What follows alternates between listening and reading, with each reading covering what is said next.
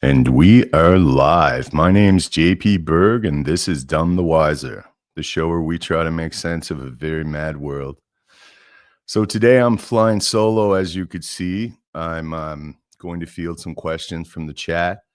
Generally, these things are always unscripted. I have topics in mind and then kind of just riff all over the place, essentially, relative to the questions. But today I kind of have a certain topic in mind, and that's the PSYOP. It's such a ominous word nowadays, right? It's not super familiar to the public lexicon, but we've started to see the prevalence of this term. And essentially it's just short for psychological operation. Intelligence agencies tend to run these on civilian populations. It's the equivalent of a societal or a social engineering.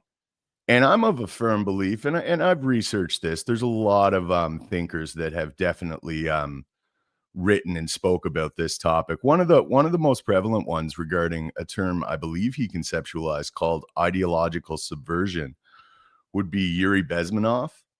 Anytime I get a chance to plug Yuri Bezmenov, I do. Now Yuri's long dead, but in 1984 he sat down with Griffins and did a very famous interview where he laid out essentially exactly what we're seeing manifest itself in the West presently. Like when I say when he laid it out, it's 3 hours, slightly over 3 hours, and this gentleman breaks the chalkboard out and goes through the stages of what's happening. But when you look into some of the history, when I say we were born into a psyop, like I'm not being hyperbolous. Um, I sincerely believe that. When you look at our education, early education, it was funded by individuals like Rockefeller. It was based on a now this is Industrial Revolution era, mind you. So it was based on a Prussian military model, and the pretense was to get people used to life for factory work because that was how they assumed most people would be working at that time, which kind of makes sense. But it's far more pernicious, especially when you get post 1960s, when you start to see some of the critical theories and the critical pedagogy enter into our school curriculums. It's setting up these very fallacious conceptual framings, very Marxian. Um, in later years, we got into Malthusian, which is the nature, like climate change type thing, anthropogenic climate change, which is just a fancy way of saying man-made climate change, which at this point has been thoroughly debunked by a plethora of different academics and scientists, well-credentialed individuals, some people Nobel Prize winning scientists. It's it's funny considering the extent it has been debunked and considering the leader of the free world, Donald Trump, went to a UN delegation in New York City and referred to climate change as a con job. I was assuming we would see people kind of start to move away from it, but not in the Commonwealth countries. All of the Commonwealth countries, from Keir Starmer, what we're seeing in Australia, New Zealand, and what Mark Carney is doing here in Canada, they're going full steam ahead with the agenda. Everything's predicated on anthropogenic climate change. Everything's predicated on carbon altering the environment. So, I mean, that in and of itself is an example of a profound psychological operation. But back to the premise. I'm amazing at going off on tangents. Anyone who's a regular watcher knows this. But back to the premise. I mean, it started in the education system with this critical pedagogy, Paulo Freire. You get the influence of critical theories like Marcusean critical theories that kind of breaks everything into this dichotomous view of oppressor and oppressed. Then everyone frames it through that kind of dialectic. It's utterly fallacious, but it's not just are we getting this through our school curriculums? We're actually, in fact, getting it. It's reinforced by all of the media. Now, I frequently reference this, but look to situational comedies. Look to some of the 1960s sitcoms. You look in the early 60s, we have like Leave It to Beaver. You have Father Knows Best, these very traditional roles and a situational comedy based upon that framing. But then late 60s, getting into the 70s, we're all already on the total end of that. It's stretching the Overton window. We're seeing characters like Archie Bunker. I mean, now this is representative of the emasculation of Western man. He's a buffoonish male, white male, buffoonish. Um, he's constantly losing arguments with his progressive son-in-law. It's funny too to reference that because famously Richard Nixon made recordings of all of his conversations in the Oval Office, which was smart, very smart of him. But it's funny because it was picked up and released, and this is very famous too, where he's speaking with a White House aide, and he's trying to tell what he's seen Archie Bunker, All in the Family, the television show, and he's like, yeah, I saw this. I happened to see this movie last night on the television, and there was this hardhead, and I guess that's what they called working class dudes back in the day, hardheads. Well, there was this hardhead, and his son-in-law, his hippie son-in-law, was making him look like an idiot. And there was homosexuals in the show. Like, we can't have that on television. And it was funny. Like, he even referenced, like, that's what happened to the Greeks, which was really funny. But besides the hilarity of it, the abject hilarity of it, it was very telling because Nixon was profoundly aware of the prevalence of conditioning, of societal conditioning or psychological operations. So as I was saying, it's introduced a lot of these concepts through our curriculum. That's where the seeds are planted. And then right away it's reinforced through societal apparatuses like the mainstream media. When you look at the news through the duration of our lifetimes it shouldn't be called the news. It should quite literally be called the shit the regime wants you to believe. Because that's how absolutely synthetic it is. It's just narratives, sincerely, and reinforcing narratives. Everything is framing. Nuance is the enemy in these psychological operations. You find nuanced perspectives are not favored because everyone wants to get on either side of these hyper-polarized issues. And it's like a misdirection too, or an attention grabber. Like all of the culture war issues, I'm a firm believer that the culture war is a psychological operation. I think we started to see it right after the crash in 2008. A lot of the trans stuff, a lot of the climate change stuff, pitting both sides of this synthetic left-right dichotomy against each other. And then we watched that reverberate through society, through the 2000s and 10s. Through the 2010s, kind of culminated with Trump in 2016. And I mean, since then, everyone's just at each other's throats on this culture war. So I've been rambling for 10 minutes, and I always forget to do this, which is it's serving myself quite the detriment. Can you guys all please share this stream, repost it? I'm heavily deboosted on X, as is anyone with a nuanced perspective. So it's immensely beneficial to me if people could share this. Send it to anyone you think enjoys this type of content. As I said, this show is very independent. I take no funding. I endeavor to just tell the truth. That's my one mission, is to tell the truth on these podcasts. So let's see here in the chats. We got Prairie, our loyal viewer. Prairie never misses an episode. God bless you, Prairie. Good day to you as well. Indoctrination. Indeed. I mean, profoundly so, like conditioning. When I say we were born into a psyop, I truly mean that. It's a perpetual psyop. And we're being conditioned. We're being played off against one another. Now I'll explain this the way I see this left-right thing playing out too.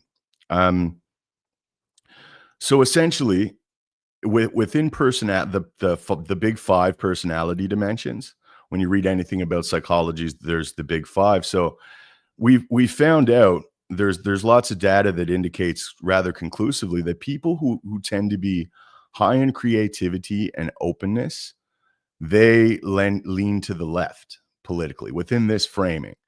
And people who are high in conscientiousness and orderliness, they tend to lean to the right. So I mean, we're quite literally genetically. I mean, there's environmental externalities that affect it, but we're genetically predisposed to a certain temperament, and we're temperamentally predisposed to certain political leanings that exist within this dialectic. So I mean, what I'm kind of implying, what I'm asserting is that there's an elite group of people that have quite literally hacked humanity and our propensity for having this natural division. Now, the vast majority of people within this spectrum are not on the perimeter of this. Like, and that's how it functions. It's like the extremes of this dialectic are what garners the focus. So, I mean, we always have more in common, the moderates kind of in the center of this, than we do with either side of it. But what you're seeing on these with these algorithms, what you're seeing on the news, you're seeing the most hyper example of it. On the right, you're seeing ethno nationalists with boots on and masks, military formation. On the left side, you're seeing blue-haired trans Tifa radical types, communists. We're back to it, them breaking us into communists and fascists. It's like the peak of the dialectic. But it became quite obvious to me just naturally. Now I've read and done some research since making this observation, but for me, I made this as a genuine observation. Like, I got on X about 2 years ago. Very naive to what was going on. I lean kind of to the conservative realm. So I came on here and I started what's now referred to as culture war grifting.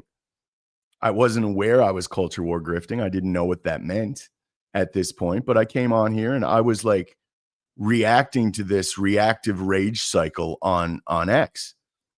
And I started to notice, like, I'm accumulating followers, and every day I'm just coming on here and I'm poking, like, I'm answering with what I feel is logic and reason from my ideological perspective, and I'm commenting on stuff that's then being shown to people that don't share that, and it's just fueling the division.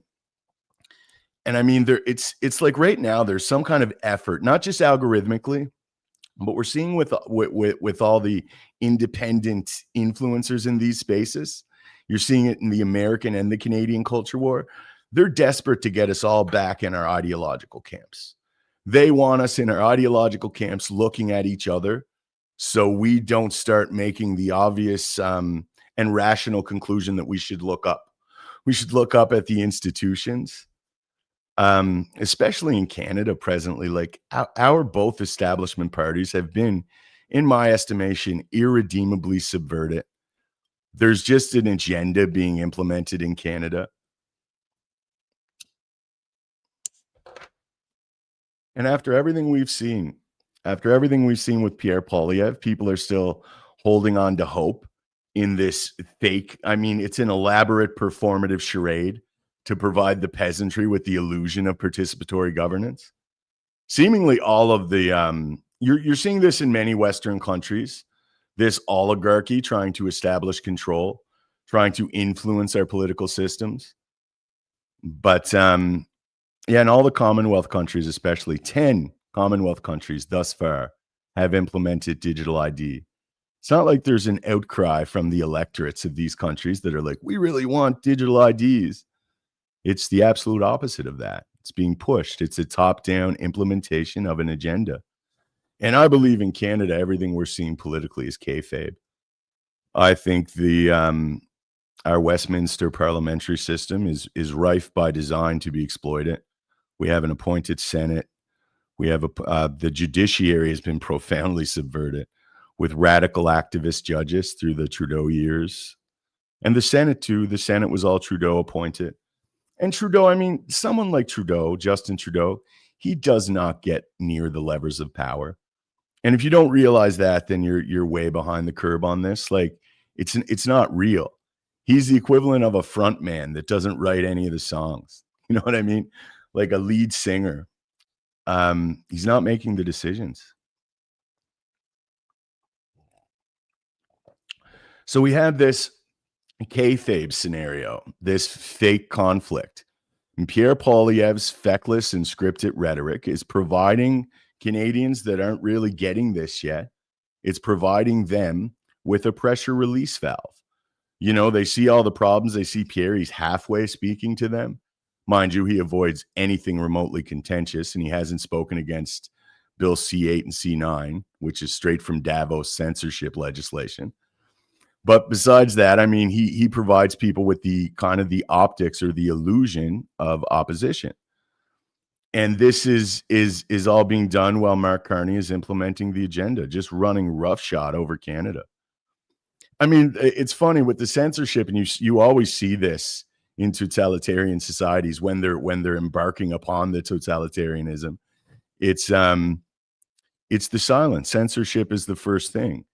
And any ideas that are being introduced by a ruling class, if they require censorship from the electorate or censorship from the people in order to pass these ideas or to implement these agendas, then I mean, clearly they're not good enough. They're bad. They're not for our interests. We don't have a political class presently that is representing the interests of their constituents, regular Canadians. That's just not happening. You can't make that argument. It can't be made. That we have a political apparatus that seems to serve as an insulatory layer with this theatrical performative charade we call politics in a Westminster parliamentary system from the real ruling class. And with the Commonwealth countries, it's the Crown Corporation, it's privy councils, and just shady backroom dealings, and then the performance of our politics. Just look at how Mark Carney was just installed.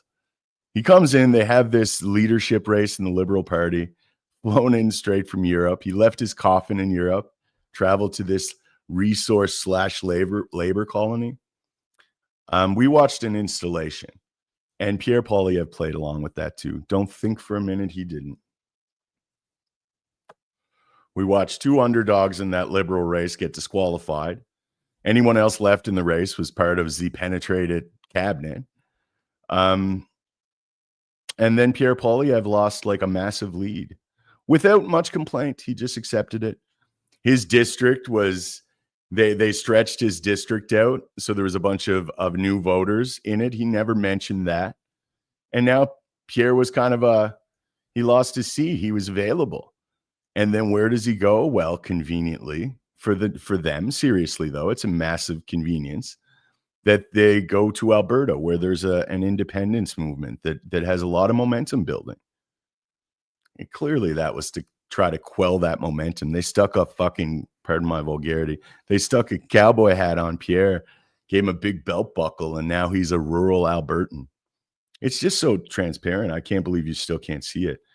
It's like, I was 11 years old when I realized that the WWE was performative. And I remember trying to tell my friends, and you know, the Ultimate Warrior and Hulk Hogan are just actors. This is a show. It's scripted. And it's a very familiar sensation because I'm getting the same reaction now. Like, they didn't believe me neither. But I assure you it's rather evident at this point, and there's millions of people just like me that are starting to really see it. If you do see it, you're not paranoid anymore. You're kind of, it's more indicative of naivete if you do not see this presently. There's externalities, there's external forces that are influencing our politicians to enact certain legislations. And it's happening everywhere. It truly is. So we got about 200 people watching live. If I could get everyone to share this, it's very advantageous. It helps a lot. I'm very deboosted. I seem to get some views on these broadcasts, but my posts have just flatlined. It's like you're speaking into an empty room. Since I started, and this is episode 23 too, since I started this podcast, I opened a TikTok account to upload some clips, and I opened a YouTube account. On YouTube, I'm totally deboosted. A few people, like personal friends and stuff, follow me. I got about 40 subscribers. My videos go with like barely any views. And I tried, you know what? I'm thinking I'm new to this platform. You know, maybe I'll throw a little money into like juicing me in the algorithm a little bit. I had a promotion package, so I filled it all out. Like, again, I was naive in this instance, and I thought, hey man, I'll pay pay a few bucks and I'll get some of my videos out, see if it can boost my momentum a little bit. Now, I don't have much money to throw at something like that, so it would have been a one-time thing, but I was curious. And I should have known better, but right away, it's like we can't. They rejected me for the promotion. They can't promote my content. There's no reason given. It's just you've failed to meet the criteria in some ambiguous legalese. You know what I mean? They know what they're doing. So then TikTok, I got on a few videos, got through on TikTok. I have a couple with like 10,000 views, nothing serious. But then I was deboosted on that right away. And I mean, I don't take super radical stances. I more analyze this in a broad way. I'm not, well, I guess maybe people would think I'm very biased when I say I don't take radical stances. I'm here telling you that your government is fake. I guess that would be in traditional terms considered a radical stance. So, but despite this, I am deboosted. I'm deboosted on both those platforms. So here is the only place where I can get a little bit of action, so to speak. So here's where I remain. But back to the topic, this left-right thing, it's whipped into a fever pitch. Can you imagine in 2018 telling someone that there was going to be popular ethno-nationalist groups in Canada? And there was going to be radical left Antifa groups in Canada. There was going to be violent protests going on. As Klaus Schwab said, this seems to be a much angrier world. But it's just psyops, man. It's like a color revolution in the West. It's happening in America too, in different ways. Look at like George Floyd, for instance. Look at the George Floyd riots. Now, I'm not saying George Floyd was staged to do a psyop, but this was an event that they were able to then put emphasis on by running it in every news media. And it had a sensational narrative.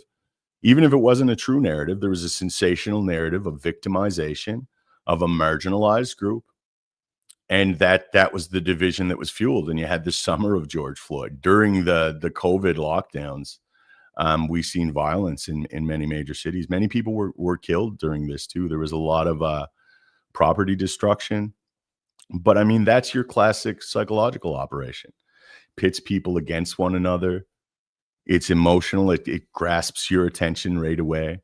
There's an orthodoxy or a narrative that you're supposed to not deviate from, or you get othered. It creates outgroups. It creates in-groups and out-groups. And then in Canada, coincidentally, at the same time, we had this Kamloops First Nations issue where there was a claim made, a very sensational claim that there was 215 bodies found. There was, I believe, $12 million allocated from our federal government.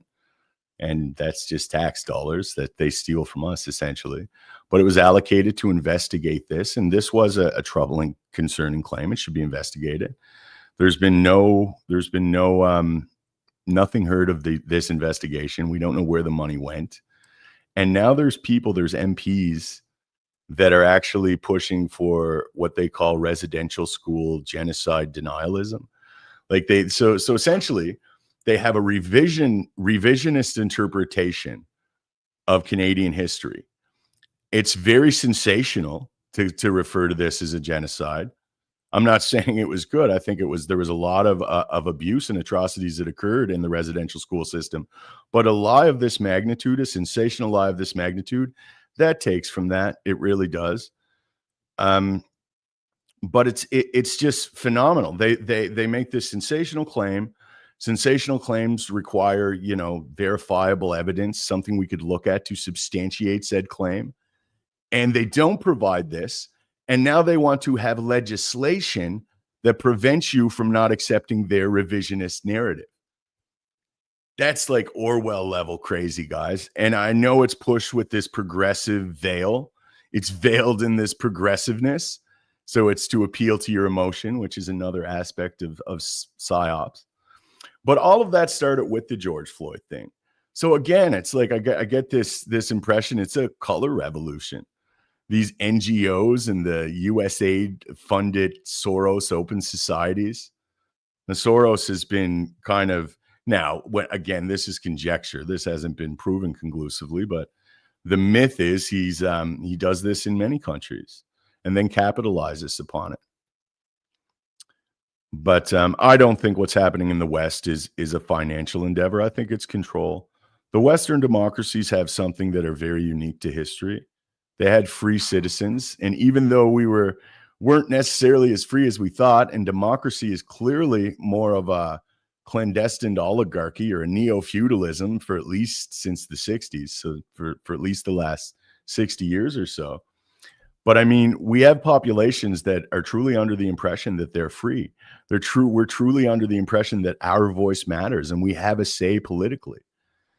And I mean, that's a big problem. And that's what I think we're seeing.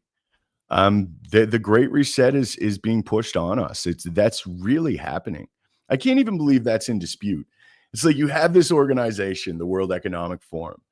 And I mean, anyone can go on YouTube themselves. I challenge anyone to do this. Please do it.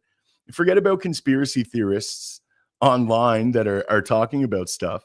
Just go on to and watch the WEF. Watch what they post. You got a bunch of like technocratic, you got a bunch of billionaires, like oligarchs of the world, global oligarchs, and they're literally strategizing on how to subjugate humanity. It's phenomenal. And then if you mention that as a member of the electorate in any country, you're dismissed. Oh, WEF, you're anti-science. It's just phenomenal. Again, that's how susceptible we are to these psyops and to these framings, this in-group, out-group bias, these dialectics. It's everywhere. You see this everywhere. Now, mind you, they do have a big problem because there's a lot of people. It's hit that point now where it's reached peak absurdity and people are starting to finally put this together. They're not culture war grifting anymore. We're starting to look up. We're starting to look at wealth creation, fiat currency, the usury nature of our currency. We have let a group of elite people create wealth out of thin air and loan it to our countries at an interest. It's phenomenal. And they know that can't last much longer. They know that's a big Ponzi scheme. So now they're trying to, I mean, at least the Commonwealth countries clearly are still pushing this Agenda 2030 through the UN, through many of these other three-letter organizations, through lots of like the Soros Open Societies Foundation, these NGOs, through the Bill and Melinda Gates Foundation. This is how they push a lot of this stuff. But again, it's phenomenal because when I say that anthropogenic climate change has been thoroughly debunked, I mean it in very different ways. After this broadcast, after this live broadcast, I will go back and I will pin a list. I believe it's about 10 or 11 well-credentialed scientists and academics that have debunked it in different ways. It's not like there was just, it was proven wrong in one way. There's a multitude of ways that this has been proven to be not true. So, I mean, the fact that we accept this to the extent that we're our ruling class, our plutocracy, this layer between us and the elites that run things are now going to subjugate us, predicated upon something that has been proven wrong. It's phenomenal. Like they're going along with the agenda, and the average Canadian in the electorate is balls deep in the psyop. They either got their elbows up, drooling on themselves, or they're going to bring it home with controlled opposition, Pierre Poilievre. That's what we're seeing. It's phenomenal to me. And if you, I mean, you get that cognitive dissonance. They have a very accepted worldview. And if you challenge it in any way, just by saying what I said, you will just get vitriol from them. It's another sign of the psyop, right? Like these, it's funny. It's like I say, with the dog, I use this analogy in an article I released regarding this very topic. It could actually be found in the article section of my X account. But when you have a dog, I have a dog, and if we're playing fetch. I mean, this dog can be exhausted. And I throw that ball one more time. There's something within his nature that overwhelms his other faculties. And he can be exhausted, but he still has to fetch that ball. Now, I'm not insinuating that humans will fetch a ball, although some are pretty stupid and very well could. But that's not the point I'm making. What I'm alluding to is it's phenomenally easy to make a very good-natured, seemingly intelligent individual hate their neighbors for simply interpreting them from a certain political outgroup. That's the hyper-polarized moment right now we're seeing. That's the synthetic zeitgeist that's being pushed on us with this culture war.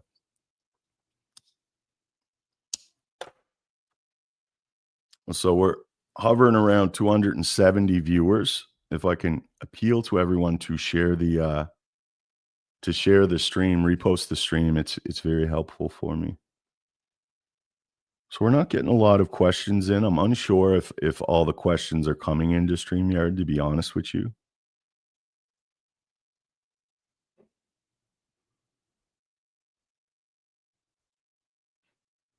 Squirrel Nuts, loyal viewer. Hello, sir. Thank you for reposting. But yeah, I want to appeal to everyone presently because, again, I believe this is a control. I believe that this right-left dialectic is the primary mechanism of control. I believe when you learn about mass formation, and mass formation is the literature is regarding this emergent organic psychological phenomena that happens. That's not what this is, but it has a lot of the same elements to it. But it's synthetic. I believe they found ways to effectively hack people. And it's by keeping us in this tribe, right? In this, think of like a classic controlled opposition. People use the analogy, it's like the electorate is a herd of sheep. And we want to get the sheep into the fence. We want to herd the electorate into centralized control, into the technocratic police state, if you will. And we have two herd dogs in order to accomplish this. And one herd dog is so mean and so nasty, and the prospect of him, it just terrifies the flock of sheep, the electorate, the Canadian electorate. So that's Mark Carney. So then we're going to run over to Pierre Poilievre, and he's going to protect us from this one. And we've been defecting from the red team to the blue team for my entire life.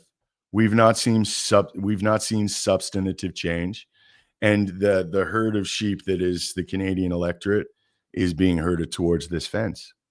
We're getting closer every day to the point now where we're in it. We're just waiting for them to close the door, essentially. People don't realize, like, this WEF regime, Carney's government, with the penetrated cabinet, I mean, these people passed, I believe they're introducing 12, they didn't pass, sorry, excuse me, but they're introducing 12 bills. Not one of these bills pragmatically attempt to help Canadians who are suffering in this economy. All of these bills, if you read them, they're just to centralize control. They're to consolidate and centralize control into the federal government. That's what we're seeing. And I mean, we get no opposition. I mean, who wanted weaponized mass migration into Canada? Who asked for that? Who asked for any of what we're seeing? Nobody did. I mean, they have the whole performance in Parliament to get you on either side of this, again, to provide the illusion of participatory governance, but that's not what this is. And again, I will assert that if you still think that, then you're very naive. It's not paranoid to see the broader game here. What lends credence to the assertion that there's an external oligarchical force that is influencing our countries is the fact that we're seeing right across the Commonwealth countries, right across the vast majority of the Western democracies, the exact same immensely detrimental policies being implemented. Same weaponized mass migration with the Cloward Piven strategy, funded by the taxpayer, where it's stagnating the wages of working Canadians or working Westerners. At the same time, it's balkanizing our electorates. It's causing massive division. You're taking homogenous populations that have been historically homogenous in Europe, and you have an influx now, and you now have this balkanizing effect occur. And I mean, it's really bad. It's heating up. You look at the UK, it seems like a tinderbox. And I can only fathom that that's what they intend to do. And I feel like everyone's fallen for the bait. You're starting to see now, like you're seeing, again, ethno-nationalist groups. And obviously, this was going to occur. They know with the right stimuli, there's going to be kind of an expected reaction to that. And obviously, we were going to see a true far right arise. an ethno-nationalist reaction. And I mean, in psychological warfare, quite frequently, your reaction is your enemy's true action. I just get the impression that we're playing right into something. And the Overton window now, too, it was distorted so far to the left. Now we're seeing this almost social reflexivity where it's now distorting to the so-called right. And we're seeing the normalization of just really poor taste racism. I noticed, I don't know if you guys seen this video. Now, this dude is an American. I believe he goes by the name of Chud the Builder. Dude looks like he's straight out of Central Casting. He looks like Kurt Russell from Tombstone. He's got a big mustache. And he's got this video that went viral. That's him. He's seemingly provoking these two young black dudes and that are parked in a fire lane or something, and they're listening to their music loud. And he starts like getting kind of provocative with them. And then they react to him, and he starts spewing racial pejoratives at them, the big ones, right? Dropping M-bombs and acting all cool about it. And they obviously react to that. And then in the video, he's like, look at them, they're chimping out. And I mean, this video has went viral. I watched this guy's X account grow far beyond mine. I mean, and that's what we're rewarding in this climate. Now, I'm not trying to make an argument for internet censorship, but I just feel like we're playing into this. We're playing right into this, and this normalization. I'm seeing so many bigger accounts reference this kid like as if he's some kind of a hero, which is just going to embolden more. How does that play out, man? How does that play out? In America and Canada, there is a lot of different groups. We have been living together for a long time. But how does it play out if we're going to get hyper polarized in a racial dimension now? How does this end? It's not good either way you look. It's just clearly this is a detrimental path, and I feel that we're being led down it. I do not believe anything that is occurring is organic right now. Now, I'm not even implying maybe this dude is like some kind of CIA. Maybe this is an intelligence operation. But I mean, it could just be a dumb kid. Could just be a misguided kid that's reacting to the stimuli in his environment. I mean, white people, there's no doubt. I'm not denying the fact that there's crazy racism against white people right now. Like when they use terms like diversity, that's conceptual polysemy.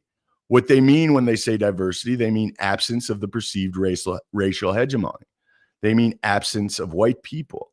And you're seeing these white privilege narratives. It's all framed again in this critical theory framing, this very fallacious framing, which we've seen from Marcuse, who introduced it. It's obviously derived from Marx.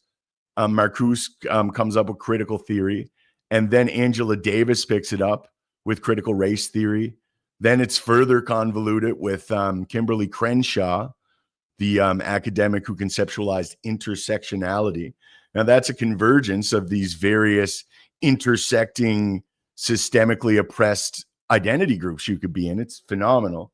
And through it all, the hegemon, the homogenous racial groups of these countries in the West are white people, and that's kind of the narrative of it. That's the vilification of white identity, which is you keep doing that, and you're going to get that radical element arise. And again, I feel they knew this.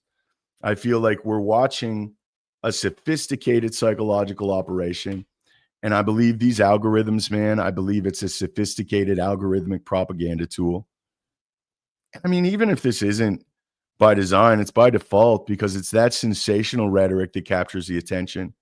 So then all the moderate people on the left and or right are seeing the craziest example of their ideological antithesis. And that's just further polarizing the electorate. It's pushing more moderate people into more extreme ideologies. But I had to mention that video just because it's weird, and it's like the virality of it, how viral it's been, and how many people are just falling right into the psyop. They're biting right onto the bait, and they're propping this up. And you're going to see this. This is going to get people killed. This is going to provoke and foment violence in an already hyper-polarized moment. And this, ladies and gentlemen, is not the way to go.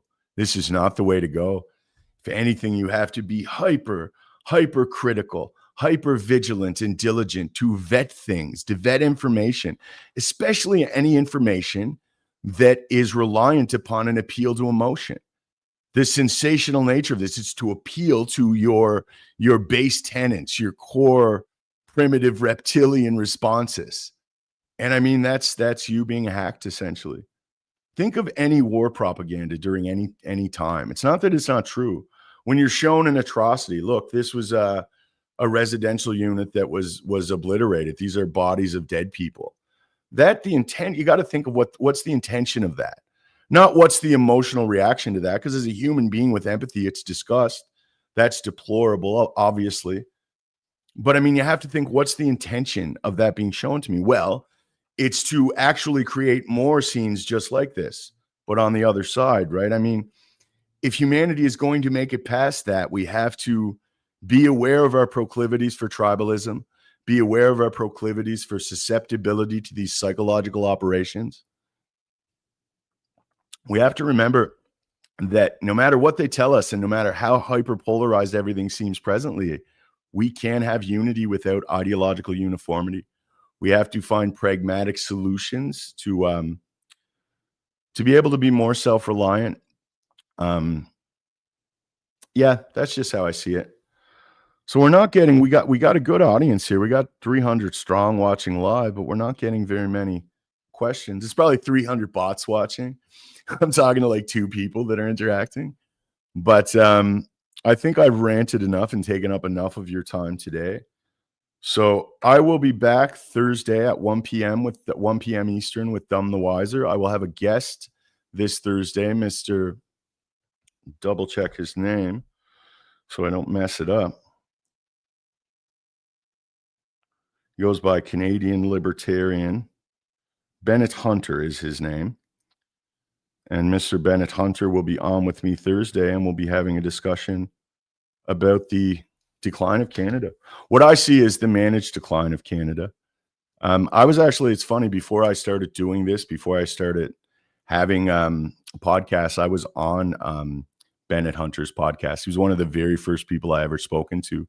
And we had a great conversation then. I'm sure we'll have a good conversation on Thursday. So with that said, I want to thank you guys for sharing. Thank you guys for interacting. And most of all, thank you guys for watching. My name's JP Berg, and this is Dumb the Wiser. Cheers.